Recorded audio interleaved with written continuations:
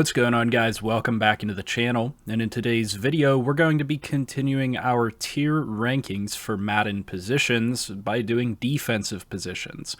I'm going to add the defensive positions to the tier ranking that we already had, so you will see them pop up next to the offensive positions that are already listed in their respective tiers. Much like with the last video, we're going to discuss these players based on an actual franchise file. Overall, I think it's worth noting that I value defensive positions more than I value a lot of offensive positions. Anyway, let's go ahead and jump into these positions and make a determination of how important they are. We're going to start with the edge rusher position, and things get a little bit wonky when we talk about edge rushers. If you run a 3-4 system, they are your outside backers. If you run a 4-3, they're your defensive ends. So for the purposes of today's video, we're going to look at this from a nickel defense perspective, the defense that would have 2 D tackles, 2 D ends, and your 3 cornerbacks out there on the field, because that's what you're going to be in most of the time anyway. That's what most defenses are in a lot of the time these days because of the way the NFL is so pass heavy. So it's just best to look at it from that perspective, and that's similar to a 4-3 defense, but again, we're looking at it from a nickel perspective, so that will also apply to linebackers and have some implications there. With that being said, let's talk about defensive ends, and this one's pretty straightforward, pretty easy. This is an S tier position. Your defensive ends, your pass rushers, are going to be one of, if not the most important positions on your defense, and that holds true in parallel with real life. This is a position that you can ill afford to neglect. In past years, you could get a lot of pressure with low overall players, speedsters, things like that. And I'm not saying that you can't do that, especially if you're good at using the D-line or you know some glitchy blitzes and things like that. But if you don't want to have to do all that extra work and you're just playing a franchise file and you're just trying to build up a defense, one of the first positions you should ever attempt to address is your edge rusher positions, your D-end positions. As you can see here in this file, I made a clear and concise effort to develop the players that are already here on the team, but also get depth that has value at these positions. But it is incredibly important that you get some type of effective player on the edge to rush the passer. Otherwise, teams can just sit back there and pick you apart by sitting in the pocket all day long. That leads me then directly into the defensive tackle position, which I'm going to say is an A tier position. This one's a little bit different. I almost want to say I value the defensive tackle position more than those defensive end edge rusher positions because it is one of the positions that I love to focus on. But nonetheless, this is an A tier position because of a couple of reasons. The first of those reasons is that, again, you need players that can get to the quarterback.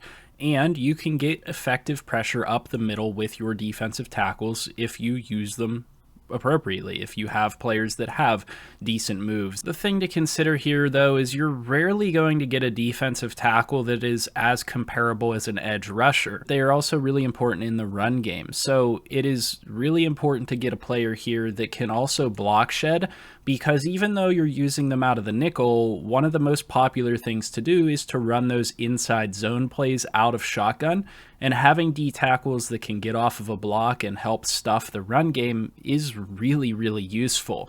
Even though we're considering this out of a nickel defense, it doesn't really matter what defense you're using. Having guys on the inside that can help shed blocks is going to be really helpful. So these guys are really useful in both regards.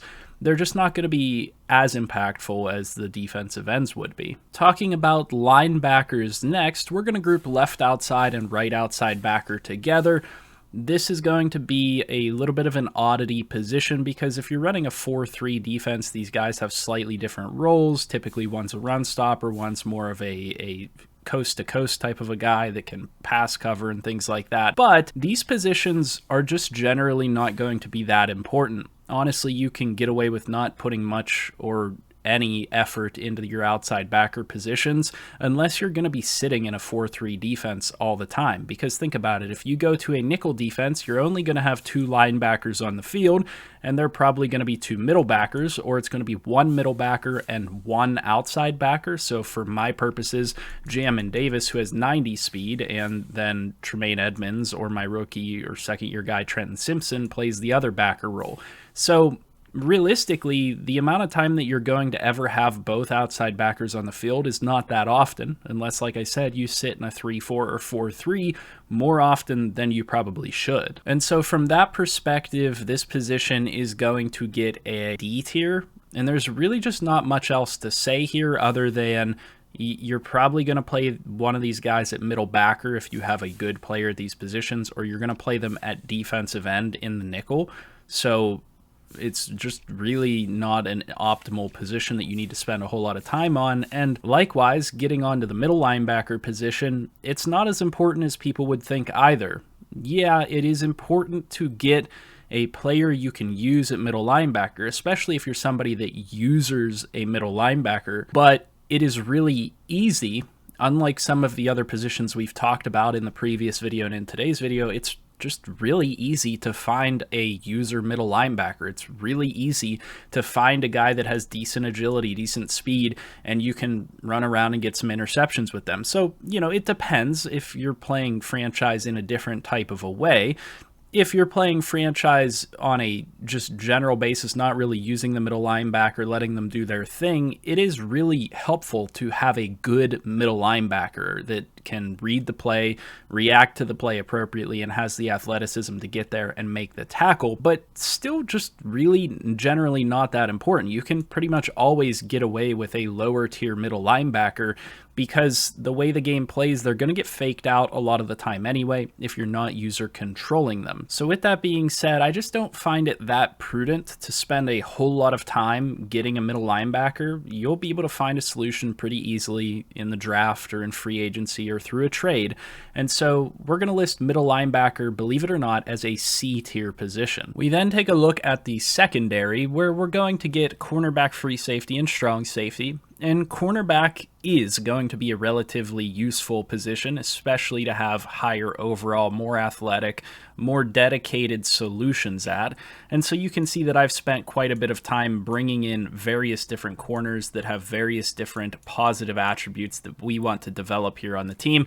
I've spent quite a bit of effort getting Greedy Williams up to an 86 superstar. So cornerback is a really, really important position. I will say that even if you have one of the best in the game, they don't play quite the way that they should. This year, they've done a better job of coding coverage to work the way that it potentially should, and so you'll get more positive plays out of good defensive backs, but you can really get away with guys in the 80s, the mid 80s even, and have really good success with them. They're never going to be perfect, and that's just the way the game plays, but this is therefore a pretty important position and ranks up there on the tier list. Now, I kind of wanted to give this an A tier. I kind of wanted to give it a B tier. It's in between for me. I'm ultimately going to give it an A tier because of how much these guys are involved in the play, more often than pretty much any other position. Now, yeah, you're going to have different sides of the field, so the opposition might be throwing to the left side of the field and one of these corners is on the opposite side, but keep in mind, you're potentially using 3, if not 4 corners at a time. And it is already hard to find good corners with good athleticism that can match up against the athleticism of today's wide receivers. So finding 3 or 4 corners to plug into those positions on defense is pretty difficult, and that's why it's crucial that you focus on finding those solutions early, because it might take you multiple seasons to get the solution you need at that position. And we round this out with free safety and strong safety. I am going to rank them separately. The free safety position is rather useful within the game. It is really nice to have a good free safety or a rangy free safety that has height, that has athleticism, things like that. They can really positively impact the game. I play a lot with the Steelers, and having a guy like Minkah Fitzpatrick makes quite a bit of difference over a guy like Kalen Barnes or Deanne Leonard here, who's, a mid-70s player. These players get the job done, though. You're really not going to be missing out if you try to utilize an athletic mid-70s, low 80s player at this position. It's really not going to make a ton of a difference, but it will make some of a difference, and therefore this is a B-tier position. Free safety, like I said, has the potential to impact a game, but it's really just not going to be as important as those pass rushers and positions like that. It's not going to be as important as corners. You only ever need one of these these guys.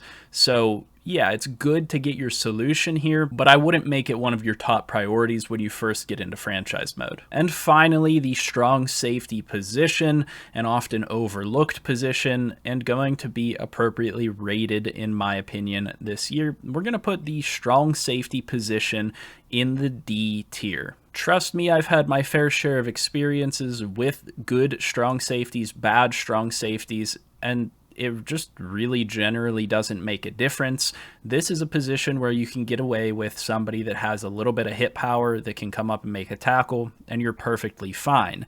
This is going to vary a little bit depending on how you utilize your defense, but when you consider that I play as the Steelers a ton and I like to use strong safeties in multitudes of ways that help in coverage, that help in the box and things like that, I get away with players that just aren't that good, and they just do their job well enough, and having a better player at this position doesn't really change anything. Cameron Curl is an 88 or 89 here with his morale, and he really doesn't play that way. I mean, he doesn't impact the game in any meaningful way. He just really isn't that helpful to have on the defense. If anything, he's going to eat up more cap space than he probably should, or that I should probably invest into this position. Yeah, strong safeties do share some of the responsibilities that free safeties do, and so from a coverage perspective, it is helpful to have a guy that is good in coverage over the top, but you just need a serviceable athlete here, and like I said, you can get away with somebody that's a serviceable athlete and probably has some tackling and hit power capabilities, and you're going to be golden. This would be one of the last positions that I address within franchise mode, right along there with outside linebacker. It's just never going to be important enough to rank any higher. And so that is the official tier list for positions within Madden. This is offense and defense combined now, and you can see how everything stacks up. Let me know in the comment section what you guys think. Would you have ranked positions differently? Do you value certain positions differently than I do? Again, this is my recommendation based off of franchise mode, and honestly, this is a general Madden recommendation. Despite just making these recommendations on what's most important to franchise mode, it's also kind of the same for most other game modes. These positions have certain impacts on the game, and there's not really any changing that. So with that being said, I hope that you guys will leave a like on the video, subscribe to the channel if you've not already, and like I said, comment down below. As always, I'll see you in the next video, and I hope you have a good one.